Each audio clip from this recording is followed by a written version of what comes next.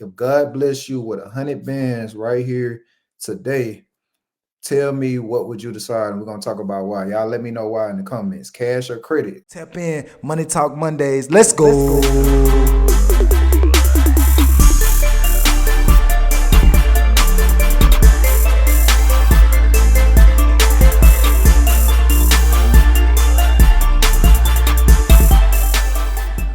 This video was sponsored to you by Credit Repair Hacks, the nation's leading credit repair company. You're able to get free, unlimited disputes. The system is flawless. You can do it right from your phone. They'll even send out dispute letters for you. Now let's hop back into the video. Yo, what's goody? How y'all feeling today? We're gonna talk about cash or credit today. So if God bless you with 100K tomorrow, are you taking it in cash or credit? So there's really not a right or wrong answer, but as long as you have a very good intention or a solid intention on what you're gonna do with that 100,000 before you get it, right? You need to know exactly what you're gonna do.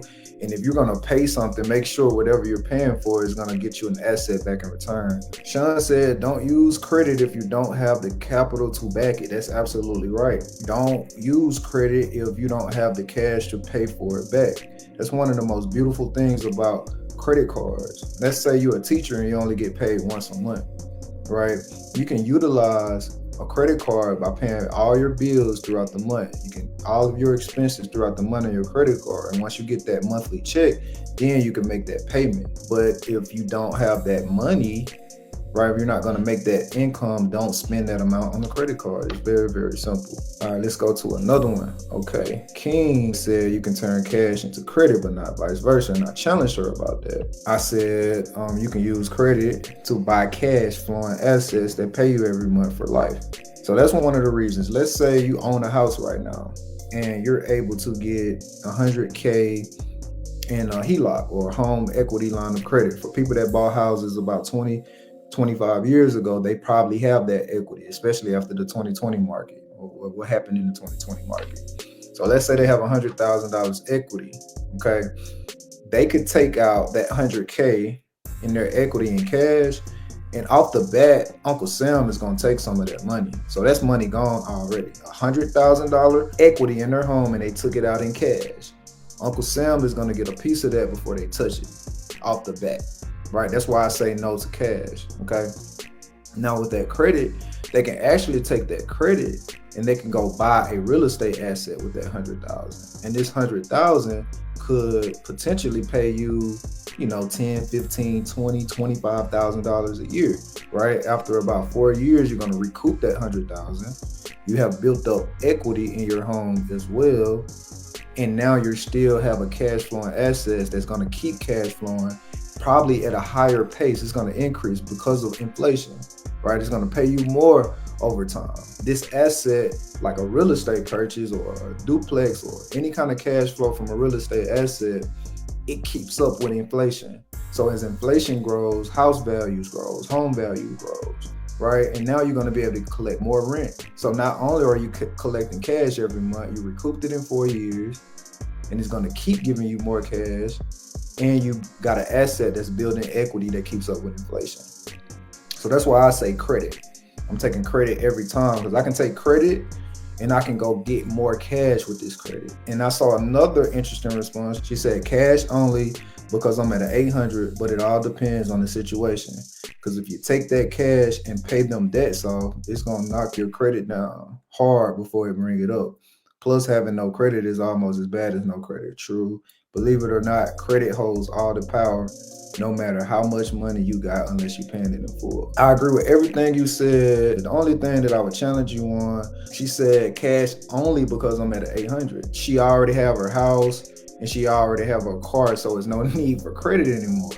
Right, and I get it. A lot of times we're thinking about, you know, debt and credit. We think about those things, but you can have multiple houses and you can definitely have multiple cars and they can all be cash flowing assets. So it's never a such thing as too much credit, right? It's never a such thing as too much credit. As a matter of fact, I would rather have too much credit than too much cash, right? Because that cash is losing value every single day. The time value of money. If you know anything about money, if you understand money, money loses its value over time. $1 today would not be worth $1 tomorrow. Well, actually maybe tomorrow, but next year that dollar won't be the same. I tell the story all the time. When I first was about to move to Orlando, they told me what my rent would be. And me, I'm thinking like, okay, I just want to pay this up, right? And I think at the time it was about 2 grand a month. Okay, so if I paid that rent up for the year, it'd be $24,000. Okay, so when it came time for the renewal, that same apartment with that same lease, now it was going to be 30,000 to pay it up for a full year because the rent had increased. You see what I'm saying? So let's say if I went to that apartment complex and I had $24,000, that hey, I'm about to pay my whole year up with this right now, okay? And they said it's $24,000, and I got the $24,000, and before I went back, I said, hold up, let me come back next year, right? So I take that same $24,000 I had, let's say I put it in the envelope, right? Waited a year, came back. Now I asked them how much will it take for me to stay here for a whole year, and I'm gonna have to come out of my pocket $6,000 more, right? That's the value of purchasing real estate. Inflation goes up, so does rent. Real estate is one of the safest investments. So I always say credit, in my opinion. And besides, you can make $100,000 in credit way quicker than you can in cash. I'm taking the credit every time, but there's really no right or wrong answer. Again, this video was sponsored to you guys by Credit Repair Hacks. Credit Repair Hacks is one of the world's first AI digital credit repair softwares. You're able to repair your credit from your phone. If you use that code at the bottom of the screen, you're able to use my code and get unlimited credit repair disputes for only $29 a month.